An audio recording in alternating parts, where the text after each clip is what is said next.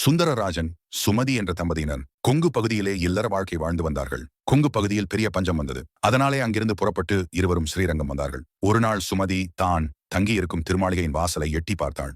அப்போது ராமானுஜர் பிக்ஷைக்காக எழுந்தருளி இருந்தார். சுமதி பார்க்கும்போது 5லிருந்து 7 வீட்டில் பிக்ஷை எடுத்த ராமானுஜர் நேரே காவேரிக்கு சென்று தீர்த்தத்துல அப்படியே பிக்ஷையை நன்றாக அலம்பி உட்கொண்டார். அரசர்கள், பணக்காரர்கள் எல்லாம் வந்து ராமானுஜரை விழுந்து சேவித்ததை இவள் கவனித்தாள். ராமானுஜரை பற்றி சுமதிக்கு தெரியாததினாலேயே நேர ராமானுஜரிடம் சென்று சேவித்துவிட்டு, நீங்களே பிக்ஷை எடுத்துட்டு இருக்கிறீர்கள், உங்க கிட்ட இவ்வளவு பேர் வந்து வணங்குவதை என்னால் புரிந்து கொள்ள முடியவில்லை என்றாள். ராமானுஜர் சொன்னார், நான் அவர்களுக்கு 2 நல்ல வார்த்தை உபதேசம் செய்ததினாலே அவர்கள் என்னை வணங்குகிறார்கள் என்றார். நல்ல வார்த்தையை அடியேனுக்கு சொல்ல முடியுமா என்று ராமானுஜரிடம் கேட்டாள்.